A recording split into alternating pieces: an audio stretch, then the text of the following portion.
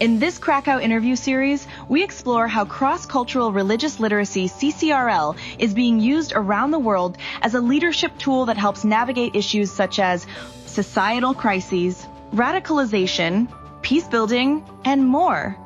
It equips leaders to navigate complex challenges through 3 core competencies: understanding oneself, understanding others, and what we can do together. CCRL also builds 3 essential skills: evaluation, negotiation, and communication. This is practical. This is personal. This is leadership. In this episode, Afeefa Syeed, a founder of a Muslim elementary school that includes non-Muslim students. For 25 years, she has been encouraging and equipping students to understand their own history and faith, and to find tools in that faith that help them engage people of other traditions. She believes that students of one faith can learn from other traditions without sacrificing the substance of their own beliefs. Brought to you with support from the Templeton Religion Trust. My family migrated from Kashmir, where I was born, to the United States when I was 5 years old. And it really became our country because my parents had decided we weren't going to move back. My father was a political prisoner in India, and so he really wanted to have our life in America be fully American. So we were very connected to everybody there. My parents were in a college town, they were university students. So a lot of people that were around us became our aunts and uncles because we didn't have family. And many of those were from very many different faiths. I remember Auntie Ruth, who would, invite us over for dinner and go shopping with my mother. I remember, Uncle Jim, who would invite us for Thanksgiving dinner and so on. So at a very young age, I had already kind of connected with people from other faiths in a very personal way because we didn't have family, so we were building this family of our own. And even, my father would be invited to go speak about Islam, for example, in a church, and he would take us along. And so we were in Sunday school in church while my father was speaking about Islam. And so again, it wasn't very theoretical. It was very much interaction with other religions, other people of other faith, for sure. But I also was raised to understand what my faith was for me. So, for example, when I would go to Sunday school in a church, they would say, well, draw a picture of Jesus. And I would say, well, I don't know what Jesus looked like because that's what I was taught as a Muslim. So I was able to be part of other religious spaces, but also kind of hold my own. And a part of being in America for me as a Muslim was to understand that there are so many ways that Muslims practice and Muslims have faith because we have so many people from so many countries. So interacting with Muslim faith as well gave me the sense that there's a way to build that faith in me that wasn't just specific to my country or to my family. And so it kind of broadened my understanding of my faith while also connecting with people of other faiths as well. And I think that helped me shape the idea that it's very natural to have friends from very different walks of life, to have people that believe differently, but also we have connections that are even greater than just our differences. So I think when it starts that young and it's such a natural connection, then it kind of makes sense that you grow into it as an adult and you realize that this is just something that is achievable, first of all. But then you also see the other side of it as an adult, which is not everybody had that experience. And when they don't have that experience, then they have either negative or at least a disconnect with naturally connecting with other people.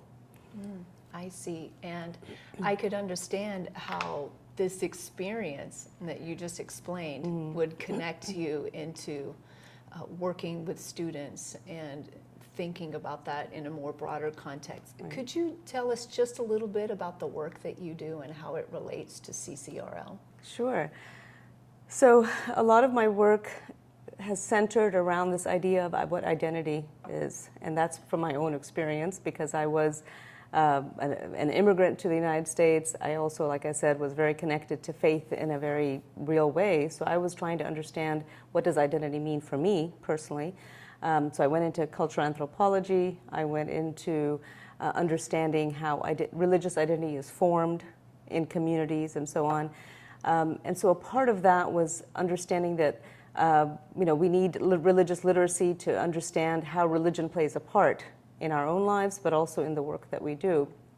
And that led me to work in policy as well. So working with the US government, but also with civil society on building religious literacy in their programming and diplomacy. In the meantime, I also had children. And what I recognized from my own upbringing was to be able to have a space where they could understand and sort of interact with religion and their religious identity in an authentic way. So part of that was I started a school about 25 years ago where we could do that sort of collaborative understanding. And not everybody likes the idea that it's a laboratory for a school, but it's an incubation space where we're looking at religious identity for children and then looking at it for religious education. What is a model of religious education where we can teach how to be or what to be in a religious space in a way that's connected to the rest of your identity, which is much further or beyond just one piece of religion. So religious education for me has been a kind of a vehicle to, in some ways, say that our younger generation can really benefit from that growth. In some ways, I've kind of given up on adults because it's harder and harder to get people to understand, religious understanding and connection. But for young people, religious education, and I mean young as in, from elementary to high school, which not a lot of people focus on with the religious education because there's a lot of sensitivity around it. Some people don't necessarily want to have, religious education that's beyond their own religion. Right? Or they don't want to have religious education that might contradict what they are teaching at home, which is understandable. But I think we've come up with some guidelines and principles for how to develop religious education curriculum that is responsive to children, their own curiosity and their understanding of the world, but also have religion be something that they can use not just as a belief system, but then also how do you take that belief system and make it something that they can apply. So for example, in the Muslim context, when we teach about prayer, we're not just teaching that prayer is something that Muslims do, but what are the benefits of this physical movement? And for children, that's exciting because they can relate to that. So you're talking to God, but you're also benefiting in some way with your body and with your mind. Mm-hmm. Let's talk about the students for a moment. Can you give me an example of a time you saw a student's understanding of someone else's faith traditions resulted in a deep change of behavior or view? Oh, that's interesting. Well, at one level, I'll explain it this way, which is that in a Muslim school, when we're teaching about differences of faith, so what I'm very curious and concerned about actually is that students get an authentic understanding of the other faith. And that really means bringing somebody from that faith to teach children about that faith. So in this case, when we have a Muslim school, and one time we had somebody coming and talking about Buddhism, and they were talking about the Buddha and talking about his teachings and so on. And one young child put his hand up and he said, Buddha could have been a prophet in the Quran. So what happens in that scenario is they're relating their understanding of their own religion, in this case Islam, to what they're hearing about some other faith, but they're connecting that together themselves. And I think that's because of the environment we've created, where that's what we want children to do, is make these connections on their own. And then for the response of the teacher, which is not to say, oh, that's wrong, he can't be in the Quran, to really say, well, that's interesting that you think that, and why do you think that, and so on. And so what happens at that point is that the child is given that I would say, not necessarily just safe space, but really a cooperative space to think about religion openly, right, and faith, and then connect it to themselves. So in that sense, Buddhism for this child isn't something strange and obscure. It's something that, it actually makes sense in this way, and they've made that connection to their own lives. And therefore, it's not that when they leave that situation and they meet somebody who's Buddhist, or somebody even thinks of it, has a different way of thinking or belief system, they can make their own understanding of, okay, that's not that far off from what I believe. Or they have the curiosity to ask, well, why do you believe that?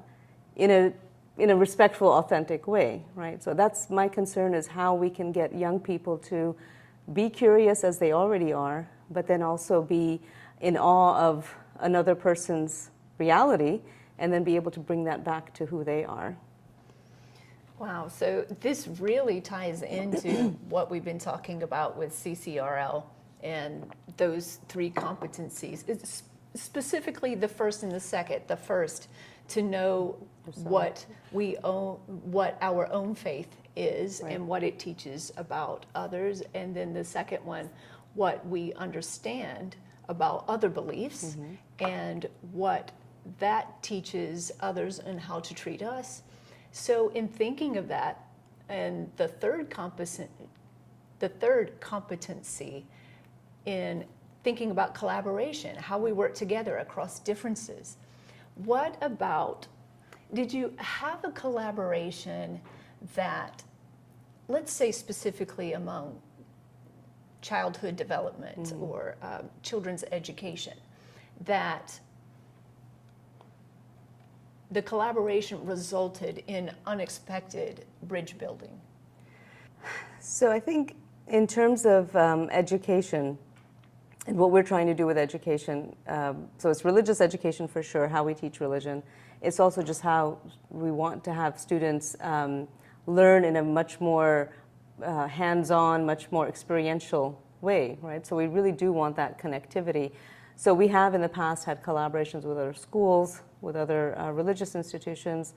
And I don't know, I think sometimes, a lot of times we come in not expecting, not knowing what to expect, right? Which is sometimes a good thing, because then you have a nice connection to what you didn't expect. But I mean, one time we had students, we had a collaboration with a Catholic school.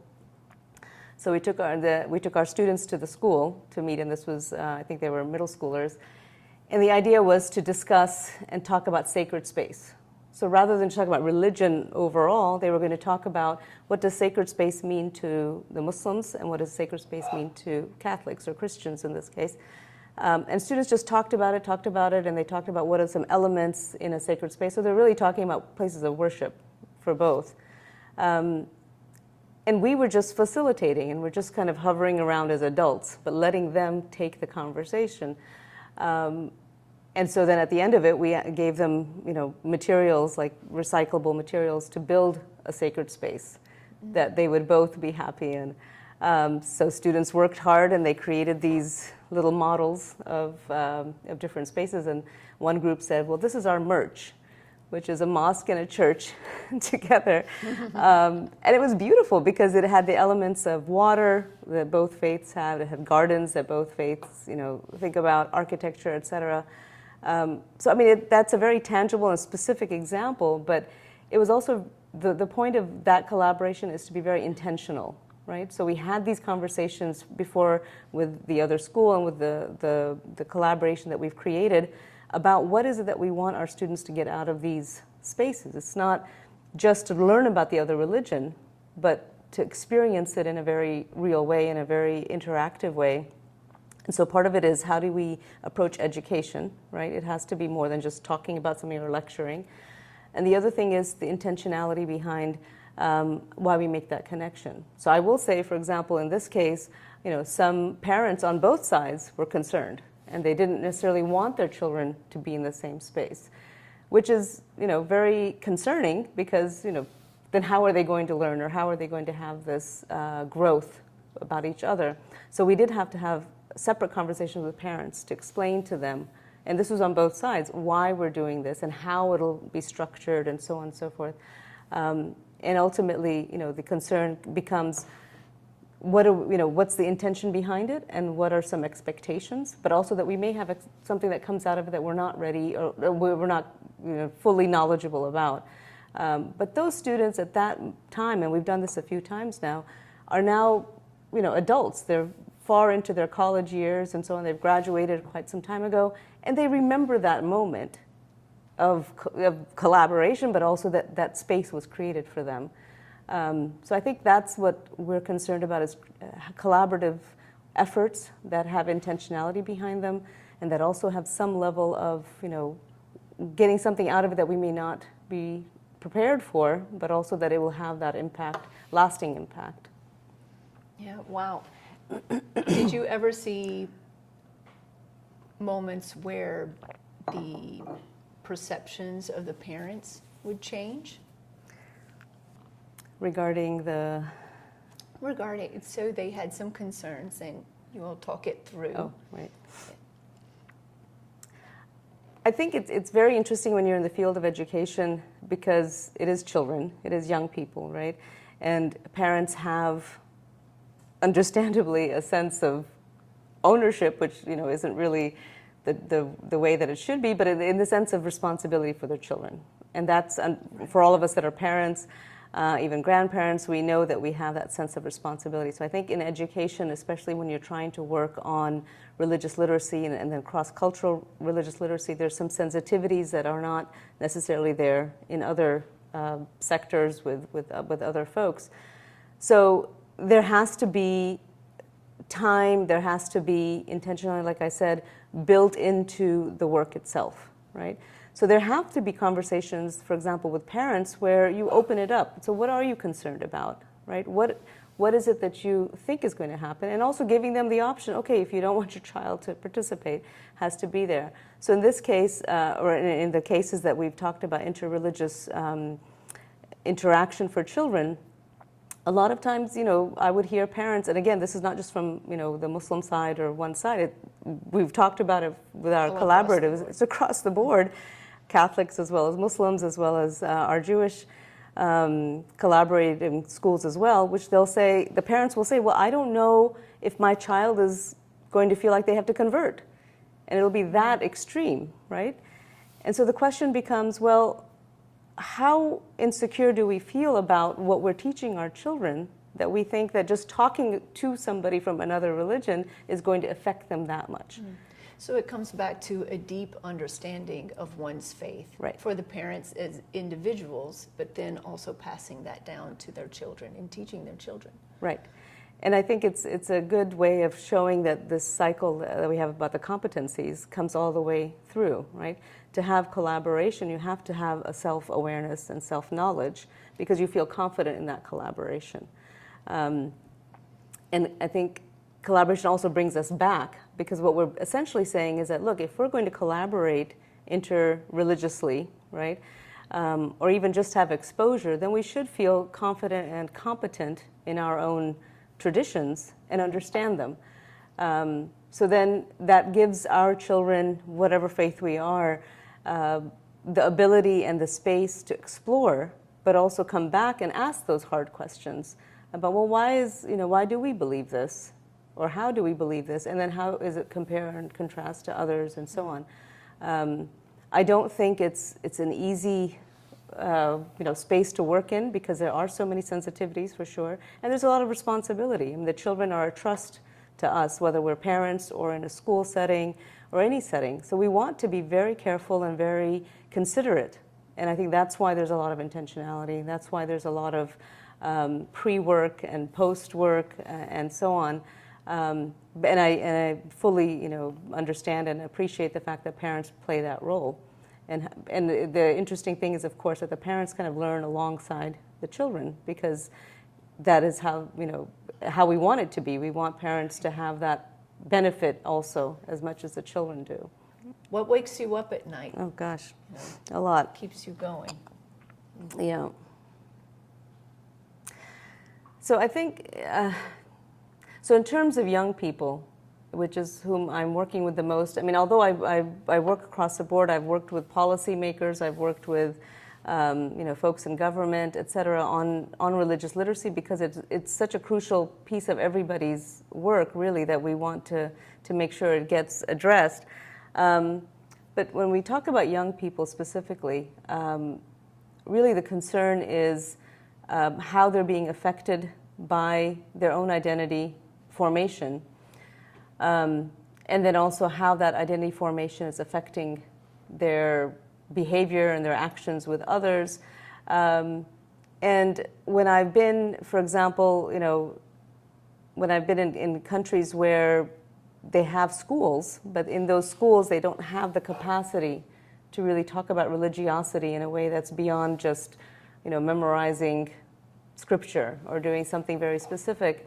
I was in a school in one country where they don't have beyond just the religious scripture, and for a young person to tell me there, and when I was speaking to them about the peace education from a religious perspective, and this was a Muslim context, and the young person, told me they had never heard about peace being a part of religion in a way that was practicing. I mean, you could practice peace.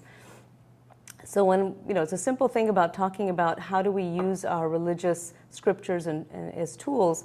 So one of the things we were talking about at that meeting, and I've done many times, was, I would talk to the children about, and they're children, so you talk about how do you feel when you get angry, when you get upset, right? And everybody says, oh, I feel like really, I feel mad, I feel angry, I feel hot, I feel tense, and so on. And then I said, well, what do you do? What can you do to help with that? And I remember one student saying, I just punch something, right? Or I just get mad and I yell and so on. And I said, well, those are great ways to release your anger. And then I said, well, what helps you calm down? And they said, well, sometimes water, if we play in water. So then we talked about the fact that we have a tool within the Muslim tradition. Well, before you pray, you wash, right? And there's a certain way that you wash, that you touch your neck with water, you touch behind your ears, you touch certain spots as the ritual for praying. But guess what? Those same spots help you regulate your anger and regulate your body. And the students were, reacting to that by saying, you mean wudu, which is what they know it to be, which is the ritual washing. And one of the students said, well, I've made wudu all my life. They're like, 10 years old, so their life is not that long. I've made wudu all my life, but you mean I can use it for something other than prayer? I said, you can use it to regulate your body. And God has given us these emotions, but how we, regulate that.